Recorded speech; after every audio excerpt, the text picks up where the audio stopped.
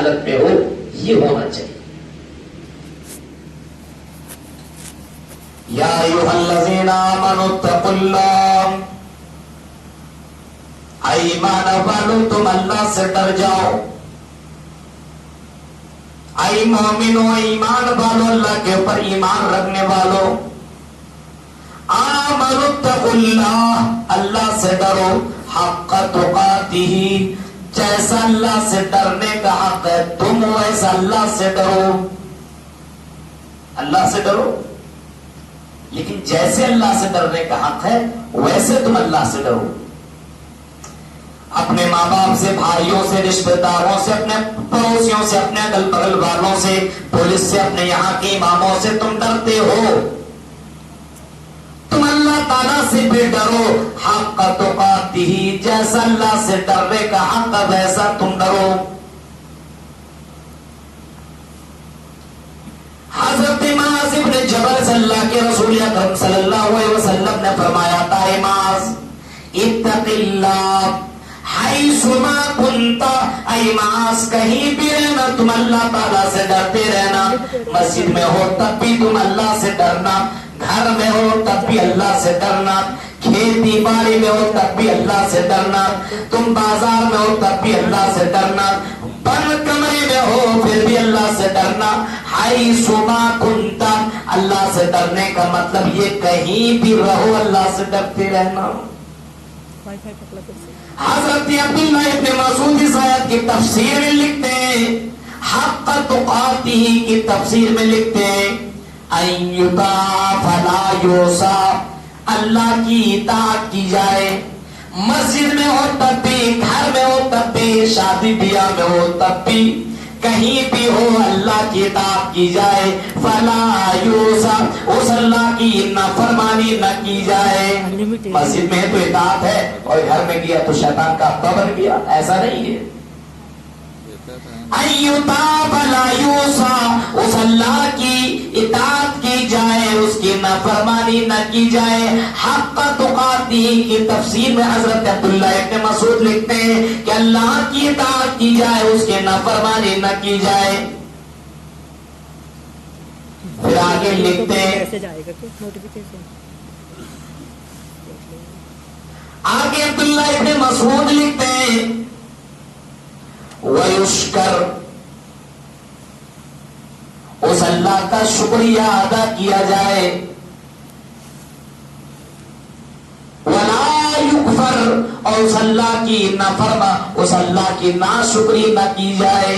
اللہ نے سب چیز عطا کیا، ہاتھ پیر جسم، یہ ساری زندگی، بیوی بچے اولاد، دنیا کی نعمت اس اللہ نے دی ہے، اس اللہ کا شکریہ ادا کیا جائے، اس اللہ کی ناشکری نہ کی جائے.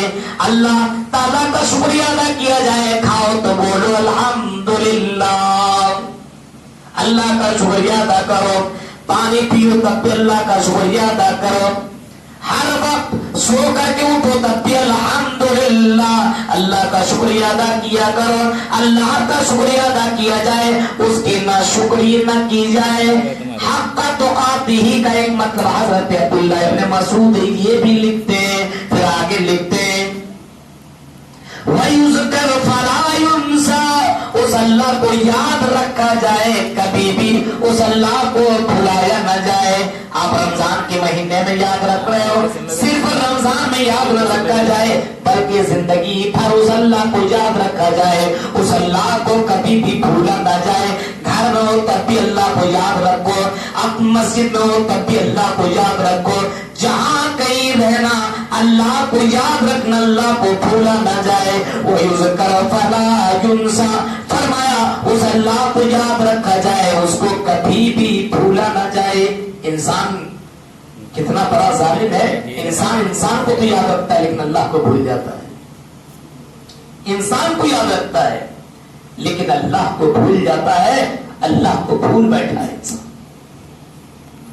رمضان میں اللہ یاد آتا ہے، رمضان میں مسجدیں یاد آتی ہے، رمضان میں قرآن کی تلاوت ہوا کرتی ہے، رمضان میں ہم اللہ کو یاد کرتے ہیں. میرے بھائیوں، 11 مہینے یہ مسلمان کہاں ہیں پتا تو लगाओ ये कहाँ चले गए, ये अल्लाह को 11 महीने क्यों नहीं याद करते हैं? ये 11 महीने हमारे मस्जिद वीरान है, इन मस्जिदों को कौन आबाद करे? फरमाया हक़ तुक़ाती का एक मतलब ये है कि अल्लाह को याद रखा जाए, उस अल्लाह को भूला न जाए जिसने इतनी नेमतें दी है। मेरे भाइयों, हमारी जिंदगी में कोई हमारा घर बना दे, बिल्डिंग बना दे, हमारी बेटी की शादी करा दे, हमारी कोई मुसीबतों को दूर कर दे, कोई परेशानी हमारी दूर कर दे, हम उसको भूलते नहीं है, हम उसको हमेशा याद रखते हैं। अल्लाह ताला ने हमें और आपको इतनी सारी नेमतों से नवाजा है, इतनी सारी परेशानियों से हमें दूर रखा है, इतनी सारी नेमतें दी है, उस अल्लाह को हम और आप कैसे भूल सकते हैं? हक़ तुक़ाती की तफसीर में हज़रत अब्दुल्लाह इब्न मसूद लिखते हैं, उस अल्लाह को हमेशा याद रखा जाए, उसको भूला न जाए। वला तमूतुन्न इल्ला वअंतुम मुस्लिमून।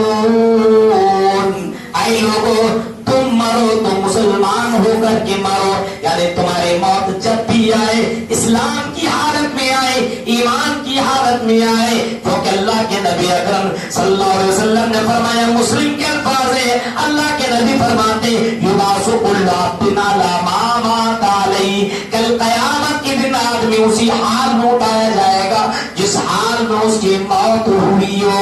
जिस हाल में बंदा मरा है उसी हाल में कल क़यामत के दिन उठाया जाएगा।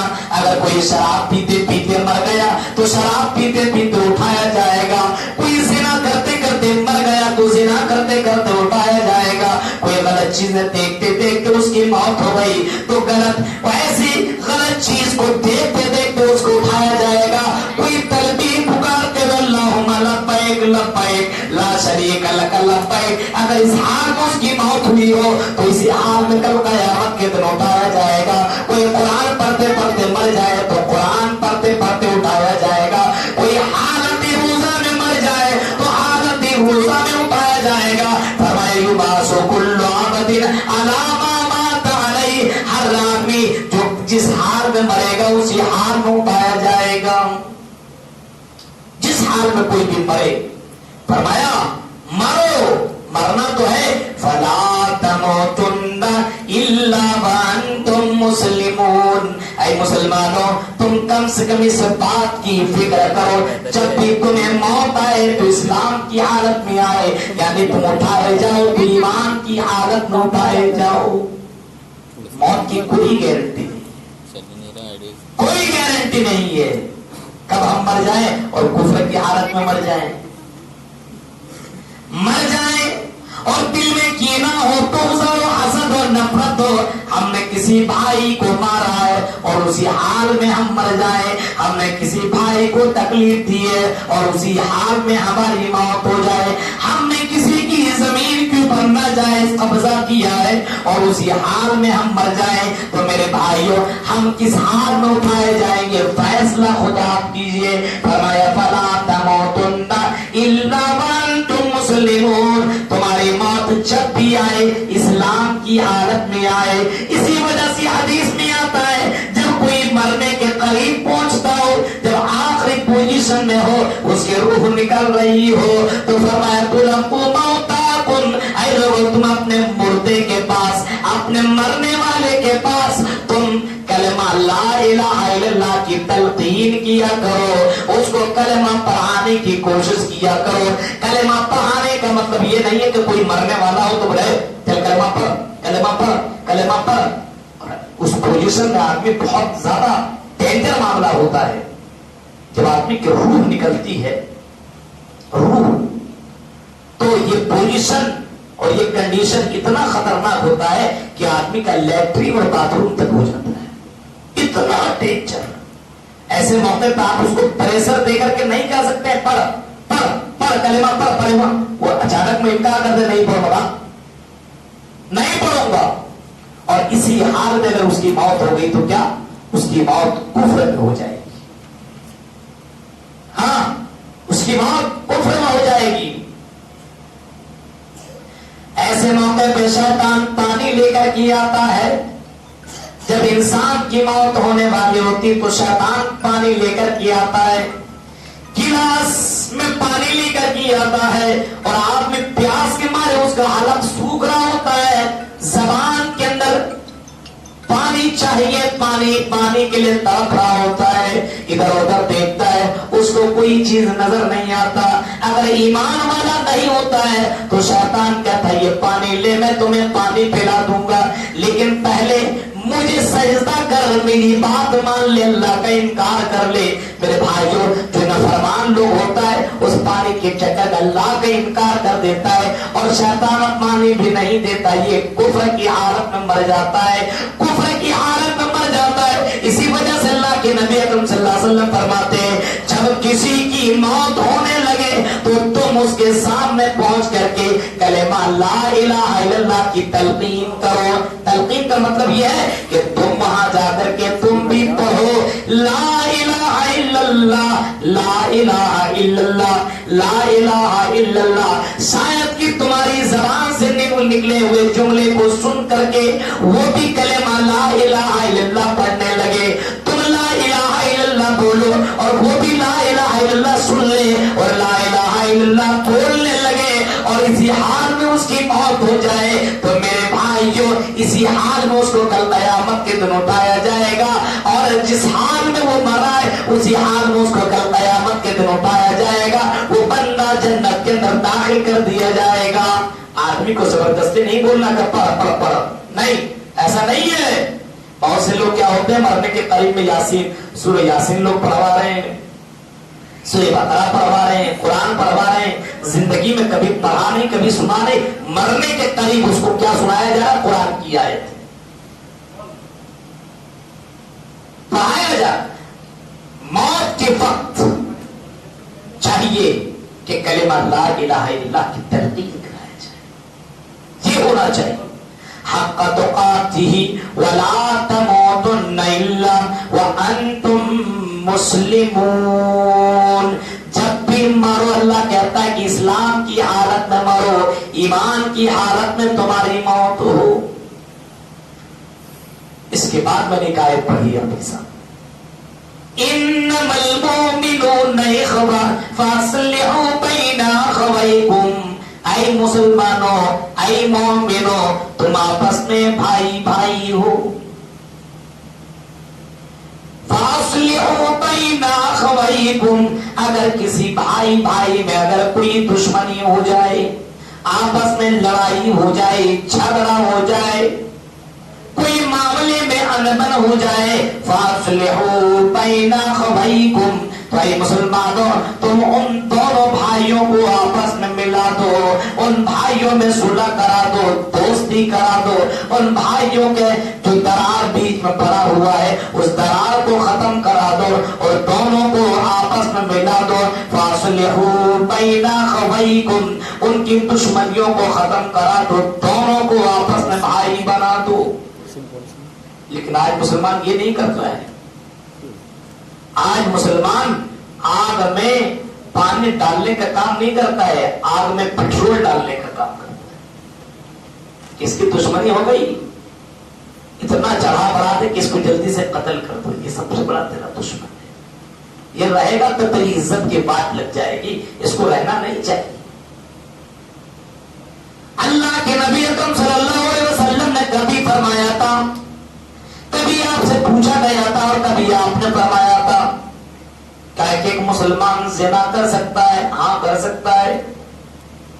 شراب پی سکتا ہے؟ پی سکتا ہے۔ کیا جھوٹ بول سکتا ہے؟ کہا کہ نہیں، ایک مسلمان جھوٹ نہیں بول سکتا، ایک مومن جھوٹ نہیں بول سکتا، جھوٹ بہت بڑا پاپ ہے۔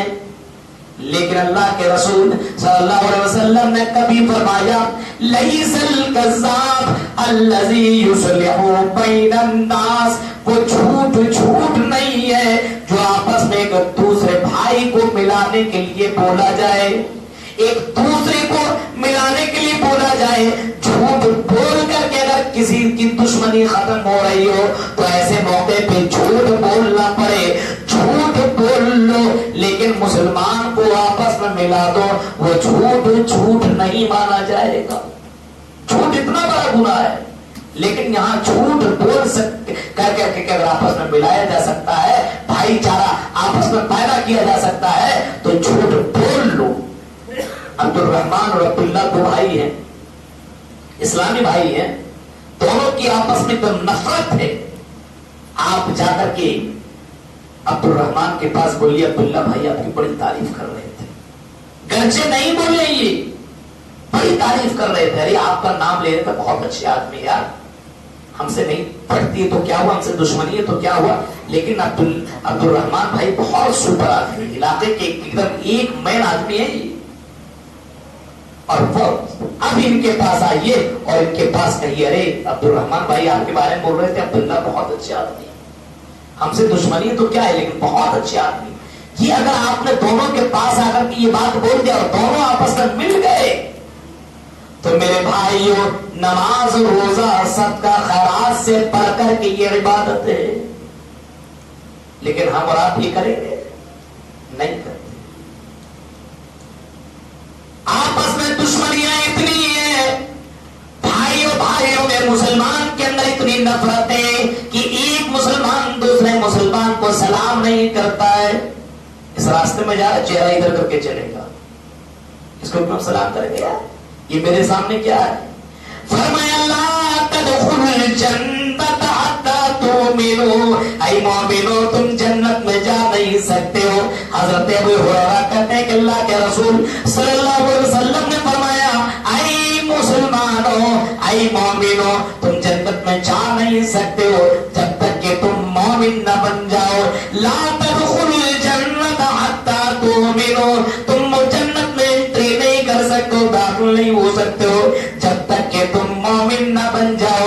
وَلَا تُؤْمِنُوا حَتَّى تَحَابُّوا، اور تم مومن بن نہیں سکتے ہو، تم پکے سچے ایمان والے بن نہیں سکتے ہو حَتَّى تَحَابُّوا، جب آپس میں ایک دوسرے سے محبت نہ کرنے لگو، جب تک تم آپس میں ایک دوسرے سے محبت نہیں کرو گے، بھائی آپس میں ایک دوسرے سے محبت نہ کرے۔ ابوالکلام سلفی بہت دور سے آیا ہے، آپ پہیے بمنی ورکانے والا سیونی، اتنے دور کے رہنے والے، جب تک آپ ہم سے محبت نہ کریں، ہم آپ سے محبت نہ کریں، یہ محبت کا رشتہ جب تک نہ رہے تب تک ہم مومن نہیں بن سکتے۔ فرمایا حتی تحابوا، جب تک کہ تم ایک دوسرے سے محبت نہ کرنے لگو تب تک تم ایمان والے نہیں بن سکتے ہو۔ جنت میں جانے کے لیے ایمان ہونا ضروری ہے اور ایمان ہونے کے لیے محبت کا ہونا ضروری ہے۔ فرمایا جب تک تمہارے دلوں کے اندر آپس میں محبت نہ ہو تب تک کہ تم جنت میں جا نہیں سکتے ہو۔ اچھا پھر آپ فرماتے اولا ادلکم علی شیء اذا فعلتم، اے میرے صحابہ کیا میں تمہیں ایک ایسی چیز نہ بتاؤں جس کے کرنے کی وجہ سے تم آپس میں ایک دوسرے سے محبت کرنے لگو، تحاببتم، ایک دوسری سے محبت کرنے لگو۔ کیا میں تمہیں ایک ایسی چیز نہ بتاؤں، کیا تمہیں ایک ایسا کام نہ بتاؤں جس کام کو کرو تو تم آپس میں ایک دوسرے سے محبت کرنے لگو؟ اللہ کے نبی اکرم صلی اللہ علیہ وسلم نے خود ہی جواب دیا اور فرمایا افشوا السلام بینکم، تم آپس میں ایک دوسرے کو سلام کر لیا کرو، ایک دوسرے کو سلام کیا کرو۔ تم راستے میں جا رہے ہو، تمہارا بہت بڑا دشمن کیوں نہیں ہو، تم اس کو السلام علیکم ورحمۃ اللہ کہہ کے چلے جاؤ۔ ایک دن سلام کیا، دوسرے دن سلام کیا، تیسرے دن سلام کیا، آخرکار وہی عبداللہ کہیں گے ارے میں کتنا گھٹیا آدمی ہوں، روزانہ یہ بندہ مجھے سلام کرتا ہے اور میں اس کو جواب نہیں دیتا ہوں، اس سے میں باتیں نہیں کرتا ہوں، یہ دوڑ کر کے آئے گا تمہیں سلام کرے گا، گلے لگائے گا۔ فرمایا جب تم آپس میں ایک دوسرے کو سلام کرنے لگو کہ تمہارے درمیان محبت بڑھ جائے گی، اور جب محبت ہوگی تو تم مومن بن جاؤ گے، اور جب مومن بن جاؤ گے تو جنت کے اندر چلے جاؤ گے۔ حدیث کے الفاظ دیکھو، ارے ہم اس کو سلام کریں گے، میرے سامنے ہے وہ کیا؟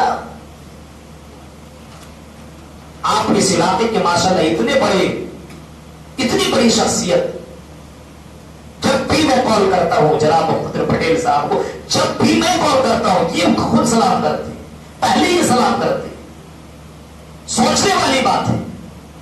میرے بھائیوں اپنے دلوں سے دشمنیوں کو ختم کرو، नफरतों को मिटाओ, अदावतों को खत्म करो, हसद को खत्म करो, जन्नत में जा नहीं सकते हो। हसद रखने वाला, पाप रखने वाला, दुश्मनी रखने वाला, अपने दिलों में जलन रखने वाला जन्नत के अंदर एंट्री नहीं कर सकता है। एक सहाबी रसूल है, एक सहाबी रसूल है, अंसारी सहाबी है। अल्लाह के रसूल सल्लल्लाहु अलैहि वसल्लम मस्जिद नबवी में दर्स दे रहे हैं और दर्स देते देते अल्लाह के नबी फरमाने लगते हैं, लोगों अभी तुम्हारे दरमियान एक ऐसा आदमी आने वाला है, एक ऐसा आदमी आने वाला है जो कि जन्नती है। जैसे अब हम आपके सामने तकरीर कर रहे हैं, ऐसे अल्लाह के रसूल लोगों में खुतबा दे रहे थे, बयान कर रहे थे, बता रहे थे, वैसे आपने फरमाया अभी तुम्हारे दरमियान एक आदमी आने वाला है जो कि जन्नती है। लोगों ने कहा यार कौन आदमी है? अल्लाह के रसूल कह रहे जन्नती, इसका मतलब वो जन्नती है कौन? लोगों ने पलट करके देखा, जरा देखें कौन आ रहा है। देखा एक अंसारी साहबी खरामा खरामा तशरीफ ला रहे हैं। सुनो बमनी के लोगों, गौर से सुनना इस वाक़ये को, बहुत लंबी चौड़ी तकरीर नहीं करूंगा क्योंकि मैं भी रोजे से हूं। अल्लाह के रसूल ने फरमाया अभी तुम्हारे दरमियान एक आदमी आने वाला जो कि जन्नती है। सहाबा ने देखा कि कौन है जिसको अल्लाह के नबी जन्नती कह रहे हैं। और वमा यंतिकु अनिल हवा इन हुवा इल्ला वहयुन यूहा, मेरे नबी अपनी जबान से कुछ नहीं बोलते, वही बोलते जो अल्लाह बुलवाता है, जो अल्लाह कहलवाता है, हमारे नबी वही बोलते हैं। मेरे भाइयों, लोगों ने देखा एक अंसारी साहबी वजू बना करके, वजू के निशा, वजू के पानी उसके हाथ से टपक रहा है, नीचे गिर रहा है, और बाएं हाथ में जूता लेकर के मस्जिद नबवी के अंदर दाखिल होता है, एंट्री करता है और अस्सलामु अलैकुम व रहमतुल्लाह कह के दाखिल हो जाता है। लोगों ने कहा यार यही है, यही है अंसारी सहाबी हजरत साद बिन वक्कास अंदर दाखिल हो रहे हैं। साद बिन वक्कास रज़ियल्लाहु ताला अन्हु दाखिल हो रहे हैं। लोगों ने कहा अच्छा यही है।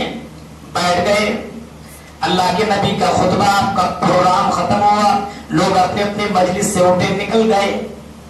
एक सहाबी हजरत अब्दुल्लाह इब्न उमर उठते और उठने के बाद उनके पीछे पीछे जाना शुरू कर देते हैं और करीब जाकर के कहते हैं अस्सलामु अलैकुम व रहमतुल्लाह। उसने भी पलट में देख के वालेकुम सलाम व रहमतुल्लाह। फिर ये कहते हैं मेरी ख्वाहिश ये कि मैं आपके घर में मेहमान बन करके रहना चाहता हूं। जन्नती आदमी से कह रहे। इसने कहा बहुत अच्छी बात है यार, मेरे घर में मेहमान आए, क्या बात है, चलिए चलिए वेलकम, खुश आमदीद, अहलन व सहलन व मरहबा, चलिए मेरे साथ, जितना दिन चाहे उतना दिन मेरे साथ आप रहिए। ये गए उनके पास, एक दिन, 2 दिन, 3 दिन तक रुके। 3 दिन के बाद वो साहबी जाने लगे और कहते हैं कि अब मैं यहां से जा रहा हूं। कहा कि यार 1-2 दिन और रुक लो। कहा जिस काम के लिए आया था वो काम मेरा हो न सका, इस वजह से यहाँ पे रुकने की कोई जरूरत नहीं है। कहा किस काम के लिए आए थे? कहा कि मैंने नबी अकरम की ज़बान मुबारक से सुना था कि तुम जन्नती हो, आप जन्नती हो।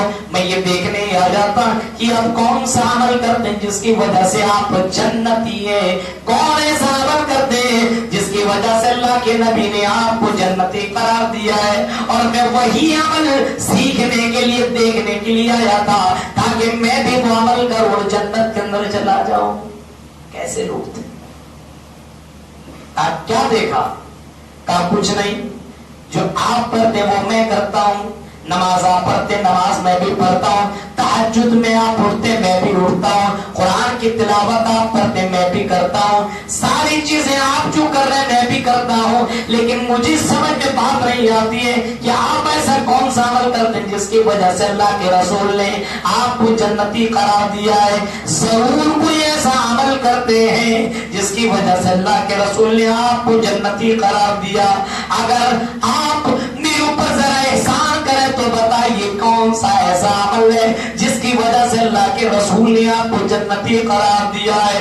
सहाबी रसूल कहते हैं अगर अल्लाह के रसूल ने مجھے جنتی قرار دیا ہے تو اس کی وجہ صرف یہ ہو سکتی ہے کہ میں کسی مسلمان سے حسد نہیں کرتا ہوں، میں کسی مسلمان سے دشمنی نہیں کرتا ہوں، میں کسی مسلمان سے جلتا نہیں ہوں، میں کسی مسلمان سے عداوت نہیں کرتا ہوں، چھوٹوں کو بڑوں کو سب کو میں سلام کرتا ہوں۔ فرمایا اس صحابی نے کہا بس بس بس کرو بس کرو، یہی وہ عمل ہے جس کی وجہ سے اللہ کے رسول نے آپ کو جنتی قرار دیا ہے۔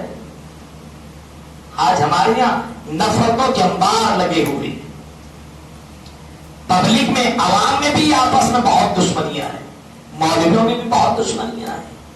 مولانا ابوالکلام آزاد نے کبھی کہا تھا ایک سوراخ میں 2 سانپ رہ سکتے ہیں لیکن ایک کمرے میں 2 مولوی نہیں رہ سکتے،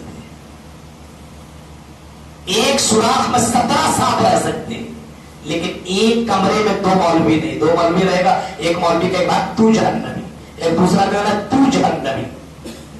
ایک کمرے کے اندر 2 مولوی کے، مولویوں کا اتنا بڑا اتنا اونچا طبقہ والی علماء آپس میں ایک دوسرے سے نفرت کرتے ہیں۔ میرے بھائی جب قوم کے علماء رہبر رہنما کا یہ حال ہو تو عوام اور پبلک کا کیا ہوگا؟ آج ہمارے معاشرے کے اندر یہی ہو رہا ہے کہ آج عوام تو عوام، آج ہمارے یہاں کے علماء آپس میں نفرت کر رہے ہیں۔ غور کرو میرے بھائیوں، نفرت کی اس لباس کو اتارو، حسد کے اس لباس کو اتارو، پھینکو اور محبت کے لباس کو پہنو اور محبت کے لباس کو چڑھاؤ۔ اللہ کے نبی صلی اللہ علیہ وسلم ایک مرتبہ درس دے رہے تھے اور آپ نے صحابہ سے ایک سوال کر دیا۔ یہ بات بتا کر میں اپنی بات کو ختم کر دوں گا، بہت لمبی چوڑی ہو رہی بات۔ آپ اپنے صحابہ سے کہنے لگے صحابیوں بتاؤ تدرون مل مفلس، مسلم کے الفاظ ہیں، کیا تمہیں معلوم ہے مفلس کون؟ مفلس جانتے فقیر کون ہے؟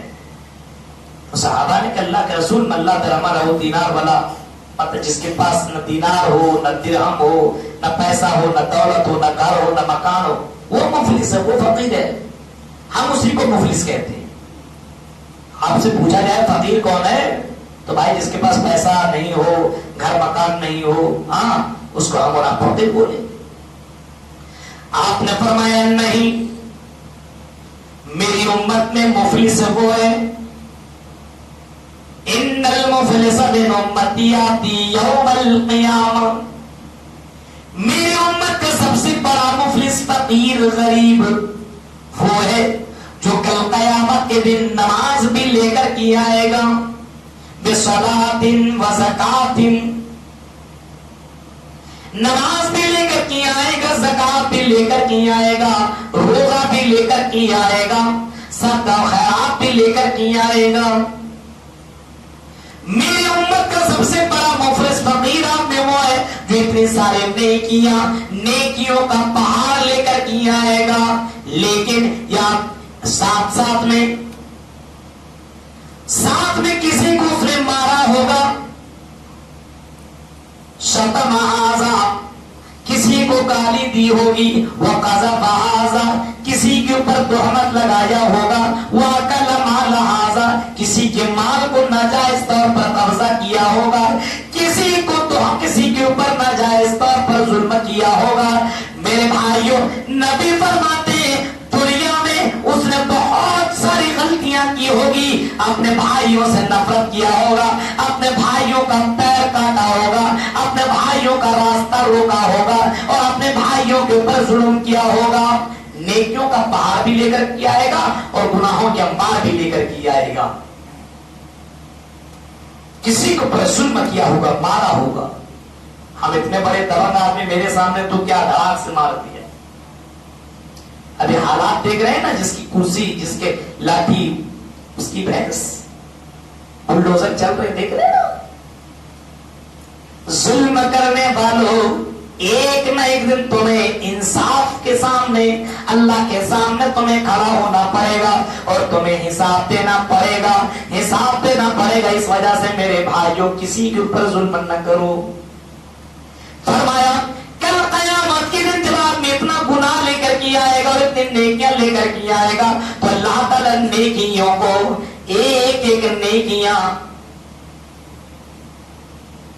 جن لوگوں کے اوپر ظلم کیا ہوگا ان نیکیوں کو اٹھا کر کے مظلوموں کو دے دی جائے گی.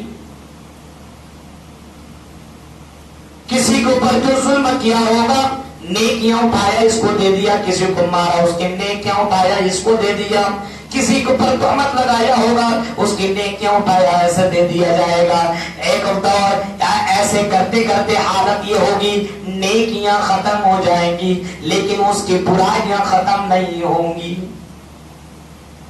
اب اللہ تعالیٰ کیا کرے گا؟ اللہ کے نبی فرماتے ہیں, مسلم شریف کے الفاظ ہیں, اللہ کے نبی صلی اللہ علیہ وسلم فرماتے ہیں اس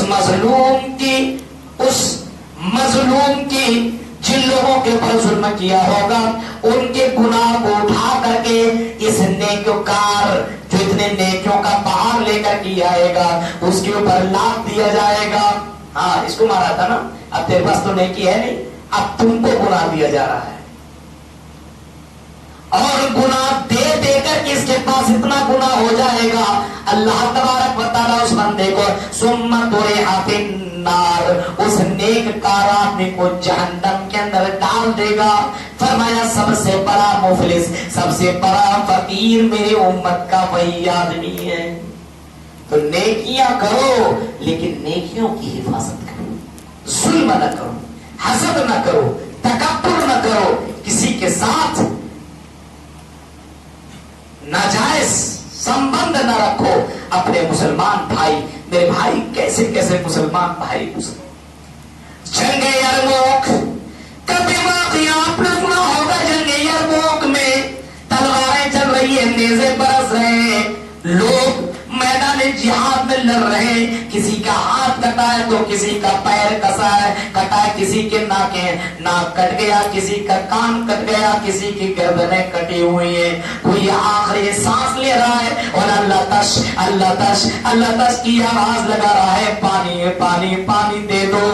میدان جہاد میں آپ پانی کے لیے تڑپ رہا ہے. ایک مسلمان آدمی پانی کا مشکل پانی کا بوتل لے کر کے جاتا ہے اور جو پانی پانی مانگ رہا ہے اس آدمی کو پانی دینے کے لیے لیجئے, پانی پی لیجئے. جیسے پانی کا بوتل اپنے منہ میں لگانے والا ہوتا ہے ویسے بغل میں بھائی کی آواز آتی ہے, اللہ تش اللہ تش اللہ تش. جب یہ آواز سنتا ہے کہ مجھے بھی پانی دے دو, مجھے بھی پانی دے دو, یہ پیاس کے لیے تڑپ رہا ہے لیکن پانی خود نہیں پیتا ہے, اپنے بغل والے بھائی کو دے دیتا, لے تو پہلے پی لے, بعد میں پیوں گا. کیسی محبت.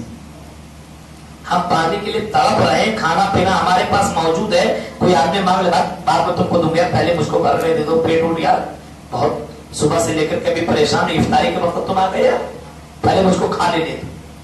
پیاس کے مارے تڑپ رہا ہے لیکن میرے بھائیوں اپنے بھائی سے محبت کیسے کر رہے ہیں. جیسے اس بھائی کو دیا پانی پینے کے لیے, اس نے جیسے منہ کے قریب کیا پھر بغل سے آواز آئی, اللہ تش اللہ تش اللہ تش, مجھے بھی پانی دے دو, میں بھی پیاسا ہوں, مجھے بھی تو بھی پانی پلا دو. یہ آواز سنتا یہ خود نہیں پیتا ہے, اپنے بغل والے بھائی کو دے دیتا, لے میرے بھائی تو پہلے پانی پی لے, بعد میں پانی پیوں گا.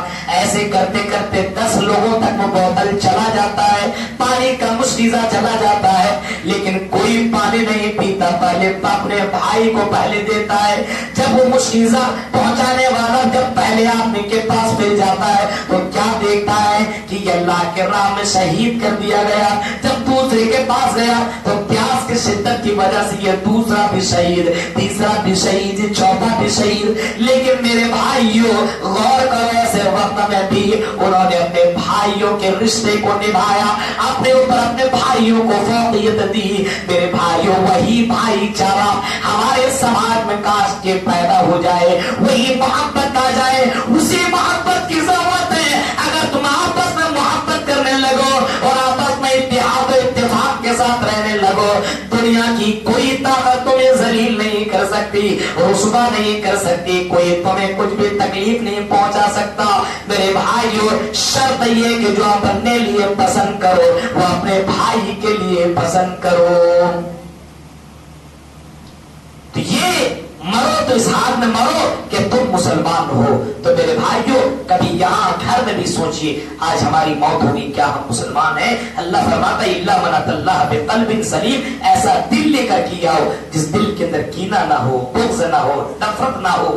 اسلام یہ نہیں دیکھتا تم کتنے بڑے آدمی ہو، کتنے ہینڈسم ہو، کتنے خوبصورت ہو، کتنے زمین و جائیداد کے مالک ہو، یہ اللہ نہیں دیکھتا.